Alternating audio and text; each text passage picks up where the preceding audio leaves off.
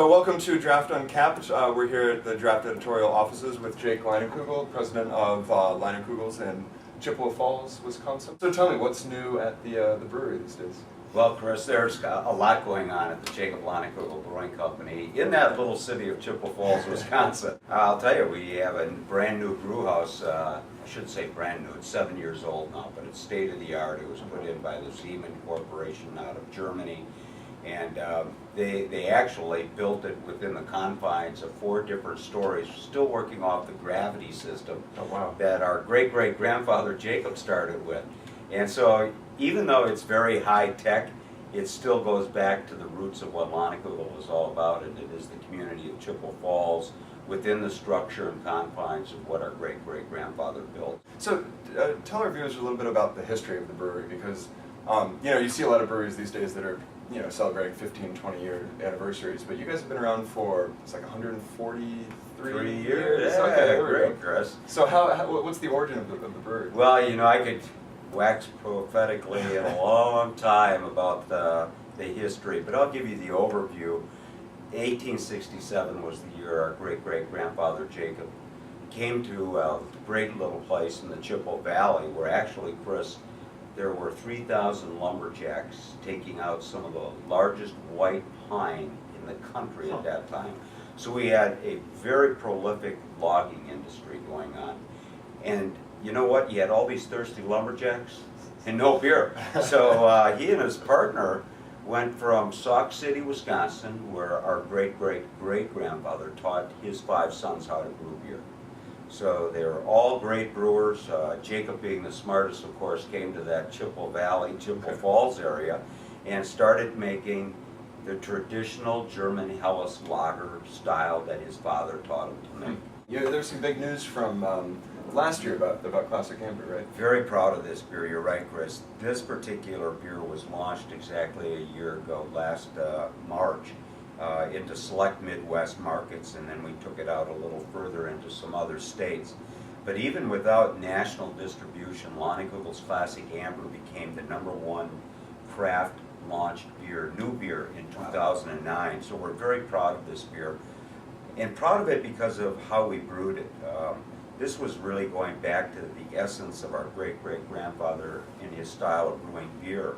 It's an all-malted beer using 3 delicious malts, a grade 2 and 6 road that just Leinenkugel has as its standard malt, and then also my favorite, caramel, a little bit of caramel, and then a lot of Munich, giving it a lot of earthy breadiness to the aroma and also the flavor. And on top of that, 4 real cool malts. Hops. Okay. And hops, again, being the spice of beer. We used Hallertau for our first time, which is specifically our first venture into a good standard German hop, along with a Cascade, Cluster, and Mount Hood. So it's complex, yet it's extremely drinkable. We didn't want to do this beer as far as making it too complex or rich. In other words, make it like an IPA where it's going to be very high in IBU. So this is a beer that when you're having a great beef, hot beef, a good steak, or a greasy cheeseburger, that's my favorite dish with the Classic Amber. It just pairs extremely well with that. And in fact, we want every one of our beers for our consumer at least to say, that was so refreshing, I want another one. Yeah. With any beer, you get that nice foam head, and you can see with an all malted style of beer like this, you're going to get that rich, nice, tightly bubbled head. And the first thing that I noticed is that bready and earthiness. Yeah, definitely. Did you notice that? And again, a lot of over hop, but enough of the hop that is there. Yeah. And of course, the taste.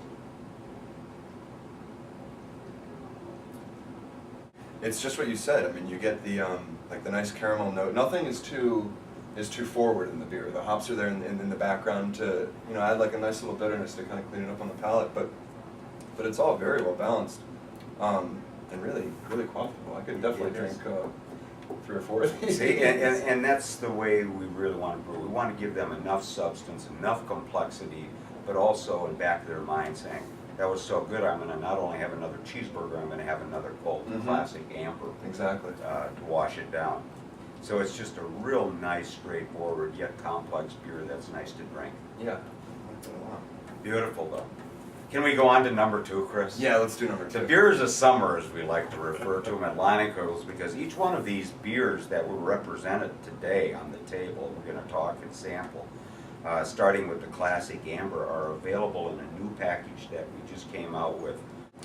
So what I would like to do next is get into probably the canned version Okay. of Summer Shandy. And this is new, right? This the is can? brand new.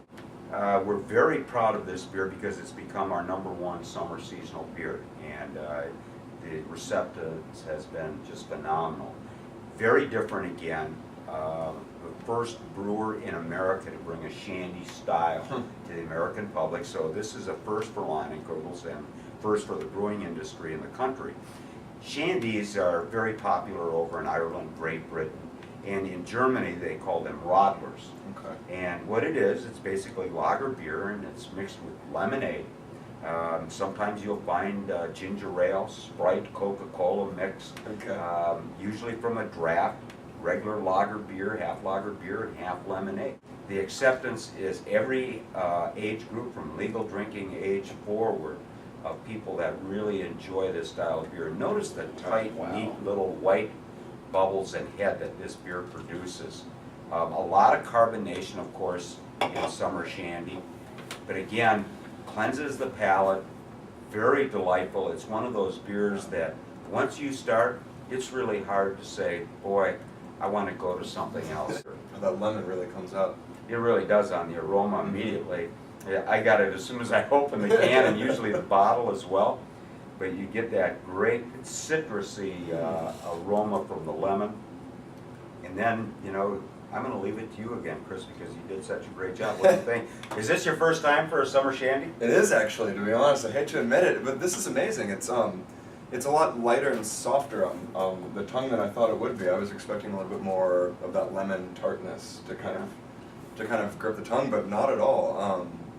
I mean, See, it's hard not to stop. This is a big move for us and a big new canned product that's available nationwide now to our distributor base, so that'll be quite exciting.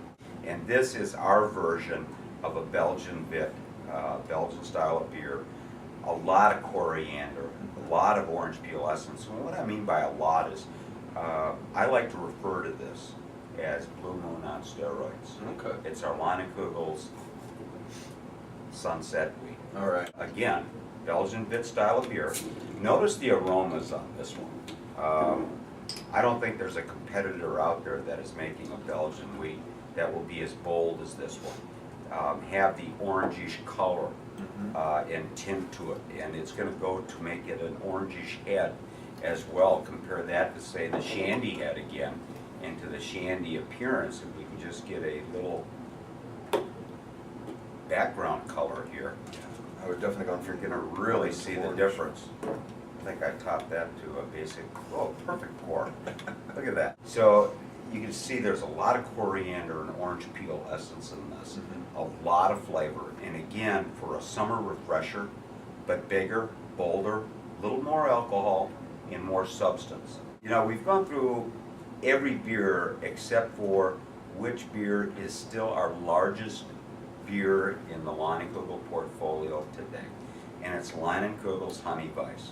But again, a very clear color. All of our beers, good, big, rich, foamy, creamy heads, and again, because of the wheat malt, making it very clean, very crisp and drinkable. Yet it has some nice flavor and substance to it.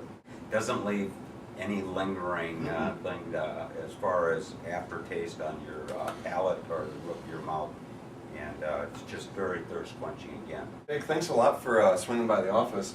Now, I guess the most difficult thing for me is to figure out which of these beers to finish first. Well, you've got a couple ounces in each one, Chris, so it's been a real pleasure. And thanks to you and everybody out there that's been a big fan of Draft Magazine, and appreciate your support as well. Great, we appreciate you. Thanks a lot. Thanks much.